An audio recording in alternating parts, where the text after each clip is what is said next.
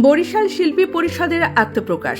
Staff reporter Anika Akter জানান, বরিশালের অসহায় ও পিছিয়ে পড়া শিল্পীদের সমন্বয়ে নতুন একটি সংগঠন গঠনের লক্ষ্যে গতকাল বরিশাল নগরীর পানির ট্যাঙ্কের মোড়ে অবস্থিত অভিজাত ব্ল্যাক কুইন চাইনিজ রেস্টুরেন্টে এক আলোচনা সভা অনুষ্ঠিত হয়।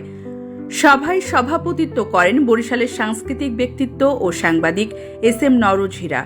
অনুষ্ঠানে উপস্থিত ছিলেন মোহাম্মদ সুমন দেওয়ান, হারুনুর রশিদ খোকন, জালাল ঢুলি, বাউল শিল্পী আব্দুল হালিম, বাউল শিল্পী মাহমুদা বেগম, জসিম বয়াতি, মাসুদ দেওয়ান, সোহেল ঢুলি, আলামিন, প্রদীপ, বাদল, মন্টু, আবুল, শুভ, উৎসর্গ, করিম, শাহজাহান, জামাল খান, আবু বকর সহ প্রমুখ।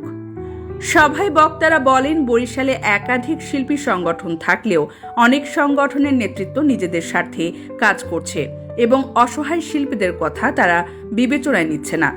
প্রতি বছর শীতকালে নামকা ওয়াস্তে একটি করে কম্বল বিতরণ ছাড়া আর কোনো সহায়তা দেওয়া হয় না। জেলা প্রশাসকের দপ্তর ও সমাজসেবা অধিদপ্তর থেকে যে সরকারি সহায়তা বরাদ্দ হয় তাও প্রাপ্য শিল্পীদের হাতে পৌঁছায় না বলে অভিযোগ তোলেন তারা। বক্তারা আরও বলেন, গানই আমাদের জীবন, গানই আমাদের মরণ। গান গেয়ে যে টাকা আমরা উপার্জন করি তাতে আমাদের সংসার চলে। বরিশালের অনেক শিল্পী আজ টাকার অভাবে চিকিৎসা নিতে পারছেন না। সভায় সর্বসম্মতিক্রমে সিদ্ধান্ত হয় দক্ষ ও যোগ্য নেতৃত্বের মাধ্যমে বরিশাল শিল্পী পরিষদ গঠন করা হবে।